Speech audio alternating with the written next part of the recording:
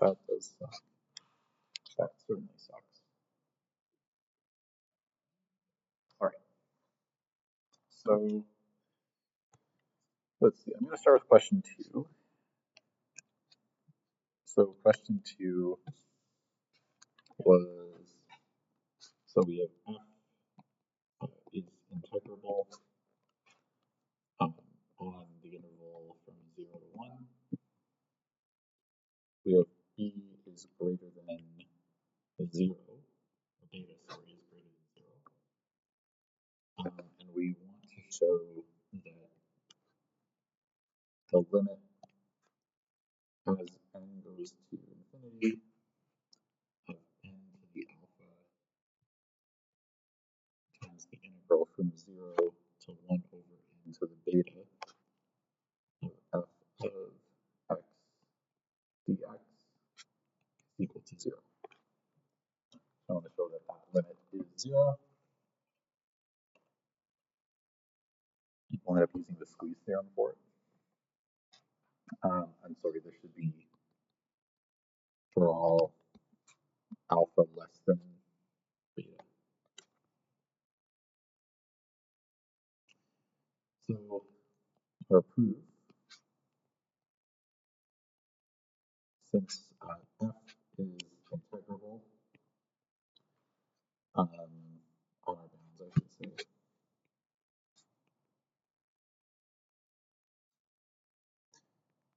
it is bounded.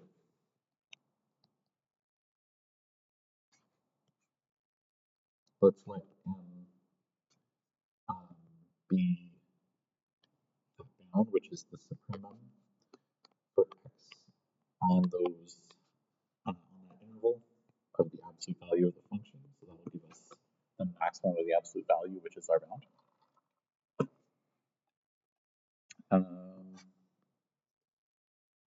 So for the integral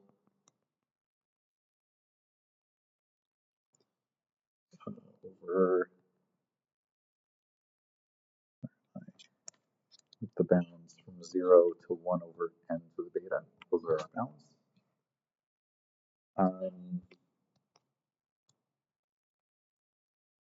We have that the absolute value of that integral of f of x dx is less than or equal to the integral from 0 1 over n to the beta of absolute value of f of x times dx. This is one of the formulas for absolute values. The absolute value of the integral is less than or equal to the integral of the absolute value. But we know that that absolute value is at most m. So really what I have here is this. Now this integral here is mx on the bounds from 0 to 1 over n to the beta, which is m over n to the beta minus 0. So we don't have to write that. So therefore,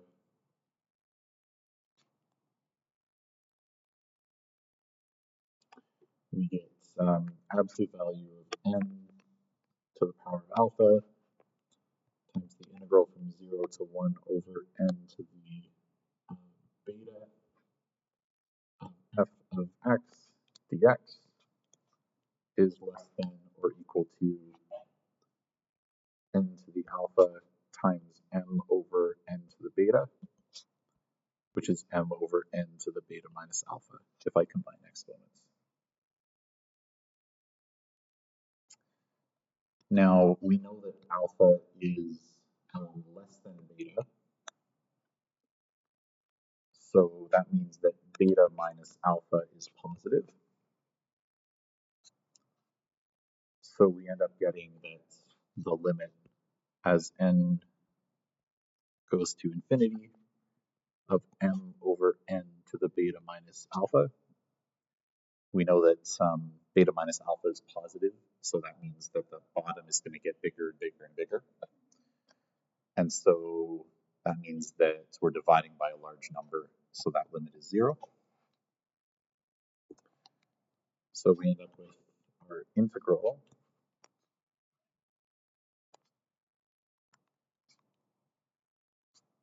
is less than or equal to 0, the absolute value, which tells me that 0 is less than or equal to our integral, which is less than or equal to 0.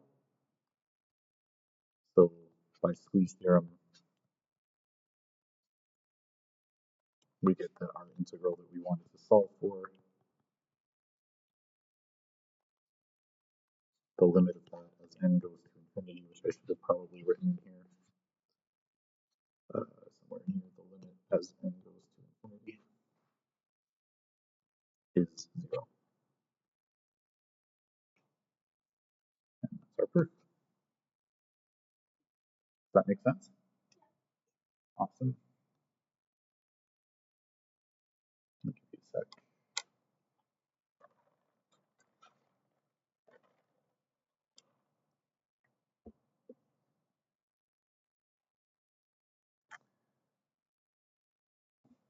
Okay. Awesome. Okay. Question 3. Weighed 5.3.6. So f is a continuous function on the interval a to b. And since there exists numbers alpha not equal to beta, so two distinct numbers, both of them are real numbers, such that alpha times the integral from a to c of our function plus beta times the integral from c to b of our function is equal to 0. So that holds for all c in that interval. We want to show that f of x is exactly the 0 function for all x on that interval. So this is a closed interval. So to do that, let's start by letting capital F of x be our antiderivative. The integral from a to x of f of, t, new variable, dummy variable. By FTC, we know that f is differentiable with f prime of x equal to lowercase f of x. In other words, derivative of the antiderivative is the original function. Now note that the integral from c to b of our function is by FTC just f of b minus f of c. So the condition, which I'm going to maybe call condition 1, becomes alpha times this integral is f of c. Since remember, f of x is the integral from a to x, so f of c is the integral from a to c, plus beta times f of b minus f of c,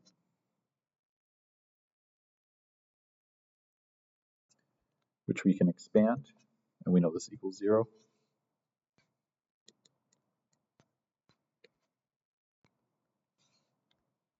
So we get alpha f of c plus beta f of b minus beta f of c equals 0. So that means alpha minus beta times f of c plus beta times f of b is 0. Now this holds for every c. So this holds for every c on our bound.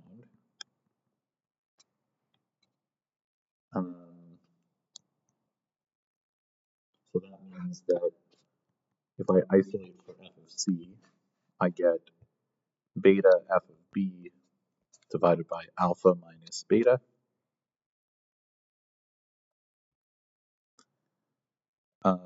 Which is a constant.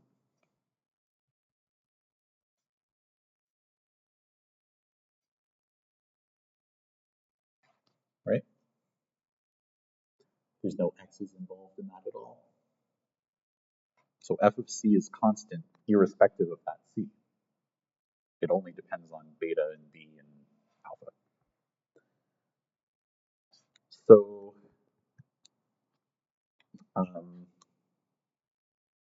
since f is continuous on our interval,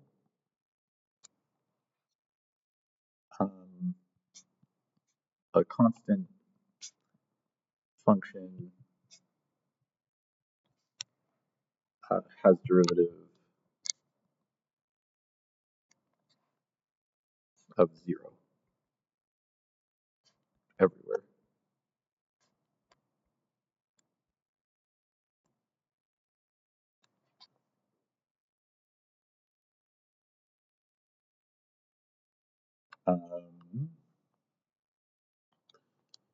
So from there, since f prime of x equals lower f of x, that tells me that lower f of x is exactly 0 everywhere.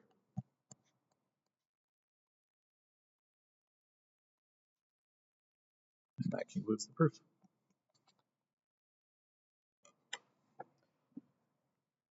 Does that make sense? Awesome. All good? Sweet. We're flying through this. Let me grab these. I don't have solutions prepared for these because I didn't think we would get to them, but clearly I was wrong. How do I select here? I don't know. Well, we want to find, so for each of these functions, we want to find UFP and LFP. Did it give me the partition? I feel like they gave the partition, I just didn't write it down in the question. I'm going to try and open up that document because I think there should have been a partition included in that question.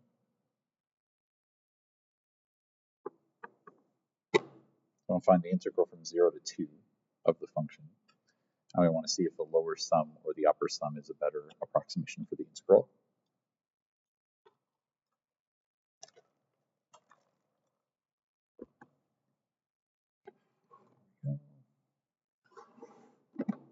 Just get this signed in to my Dropbox so I can see the file here.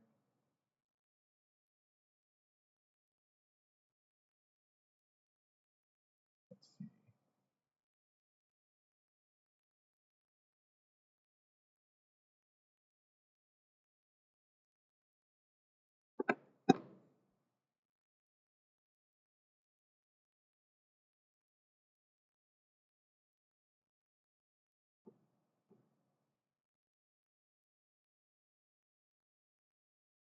So just deciding that now is a good time for it to sign me out of everything and ask a million questions to verify who I am. I want chapter 5. Chapter 5, there we go. Oh, it does give me the partition. Figured.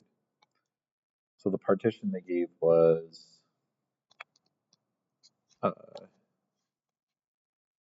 P P equals the set 0, 1 over 2, 1, and 2. That's our partition. All right. So we'll start by calculating. So we'll do f1 of x equals x cubed.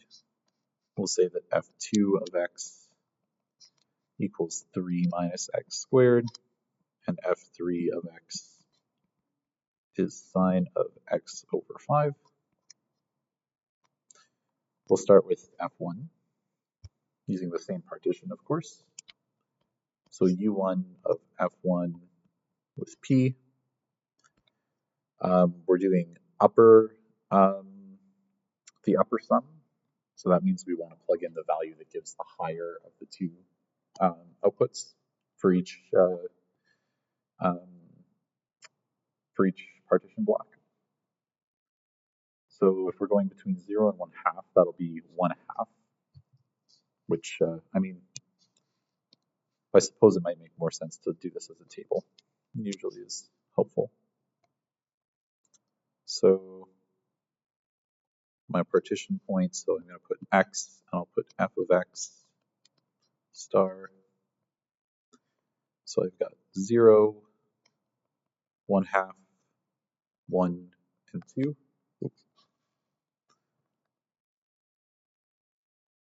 We'll make this f1, and I'll show all of them in this table, because why not? f2 and f3.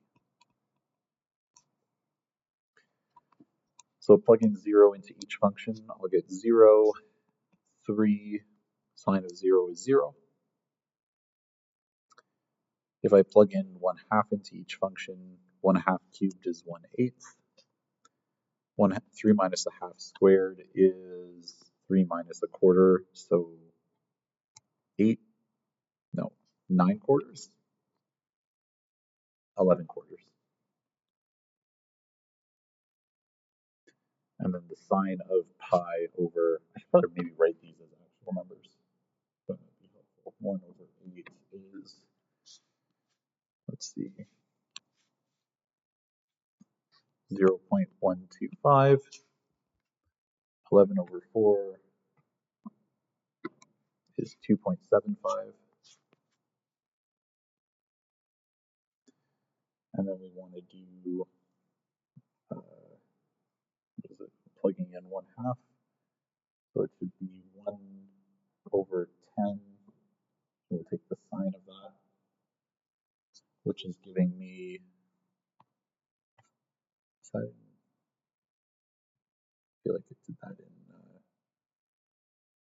the wrong mode here, in degrees.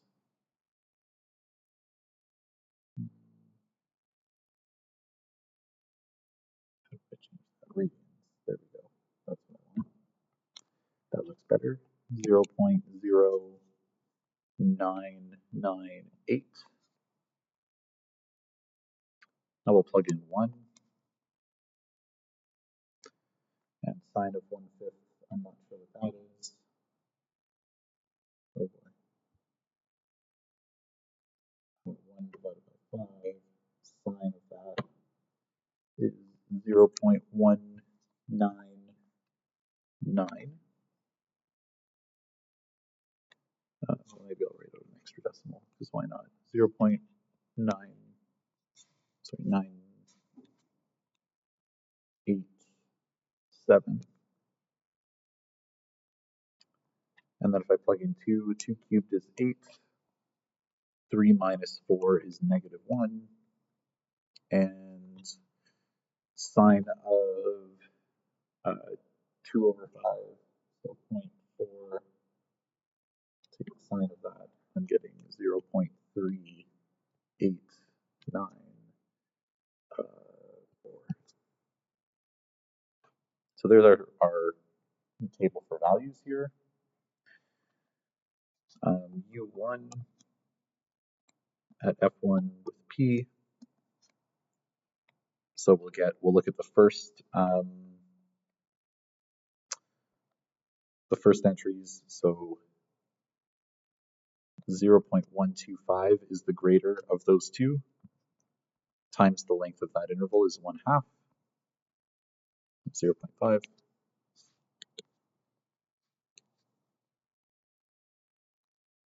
Plus the next one, the greater of those two is 1. The length of that interval is 0.5. So I'm looking at this is my first interval, this is my second interval, and this is my third. So this last one, the greater value is 8, and the length of that interval is 1. So I'm getting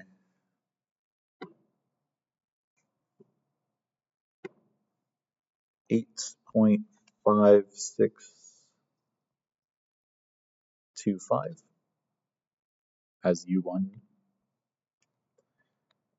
We'll look at L1, so the lower is going to be, we'll take the lower value, so 0 times 0.5 plus 0.125 times 0.5 plus 1 times 1. So I'm getting, let's see, 0.125 times 0.5 plus 1 gives me 1.0625.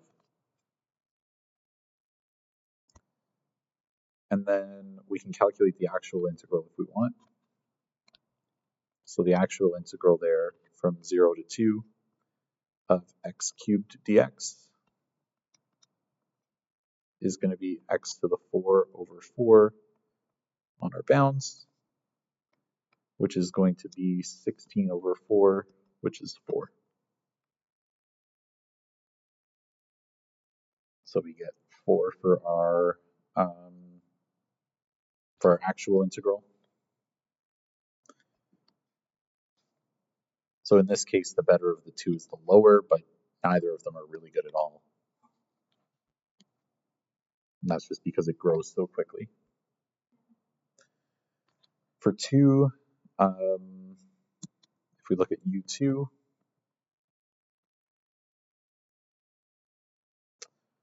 so let's take a look at those values. If we're doing the uppers, so 3 times the length of that interval is 0.5 plus 2.75 times the length of that interval, which is 0.5 plus 2 times the length of that interval is 1. 3 times 0.5 is 1.5 plus 2.75 times 0.5 plus 2. So I think that's 4.875. And do the same for L2. For L2, let's see. We get the lower, so we'll get 2.75 times 0.5 plus 2 times 0.5 plus negative 1 times 1. So 2.75, oh sorry, 0.275. Oh no, it is 2.75. 2.75 times 0.5 plus 1 minus 1 gives me 1.375. And then the actual integral of this function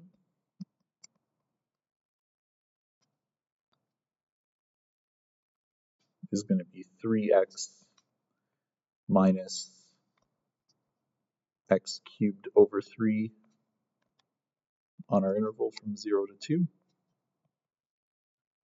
So we get 3 times 2 minus 8 over 3.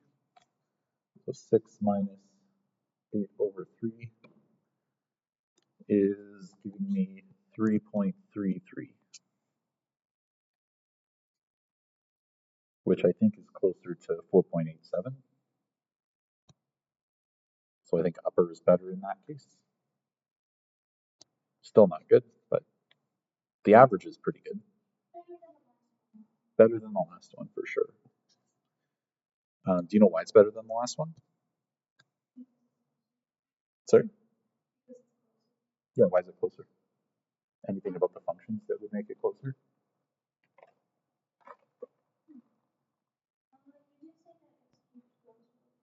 It does. It's the x squared term, right? Exactly. What do you expect the sine will do? Remember, we're taking sines of very small numbers.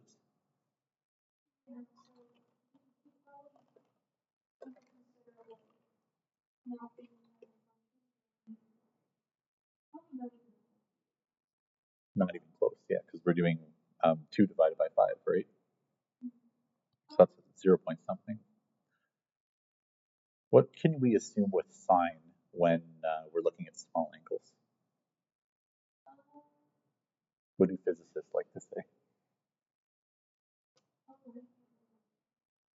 Small angle approximation. Right, so sine of x equals x, give or take. Physicists like that. I don't like it at all. It's the Taylor series, if you want to think of it like that. But, or like the linearization.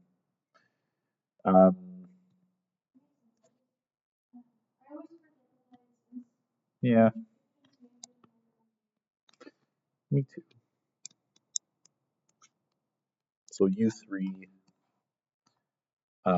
it'll be 0.0998 times the length of that interval is 0.5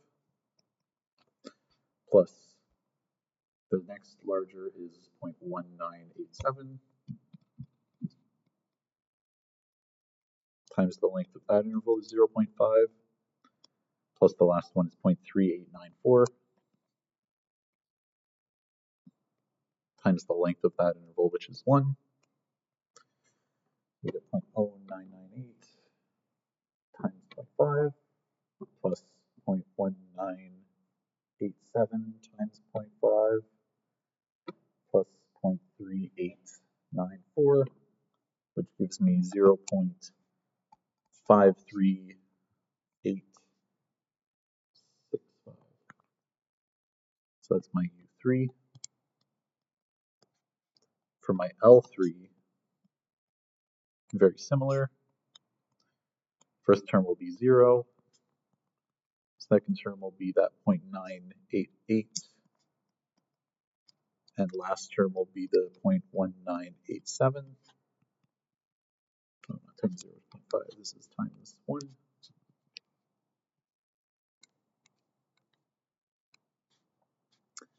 So that means L3 is 0.998, so 0.998 times 0.5 plus 0.1987 times 1 is 0.2486. Much closer to like converging on some value.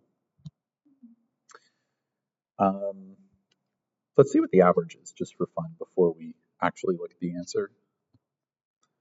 So average is going to be U3 plus L3 divided by 2.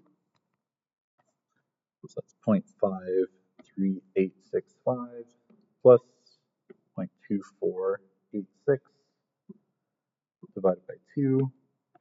So I'm getting for that 0.393625. We'll see how close the actual integral is. I assume it's going to be pretty close. Integral from 0 to 2 of sine of x over 5 dx. I think that'll be -5 cosine of x over 5 on our bounds. That's -5 cos of 0. Those are cos of 5 over 5, which is 1, minus cos 0. So cosine of 1 is roughly 0.5403.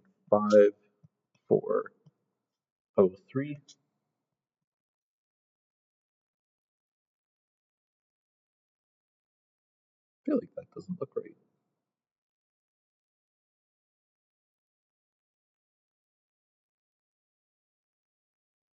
I do bring the 5 up, don't I?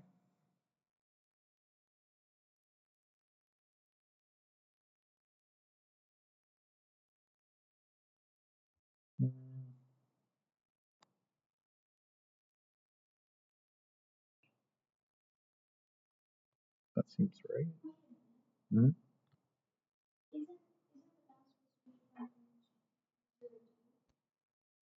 Oh, I plugged in 5. That's why. Thank you. Good catch. 0 to 2.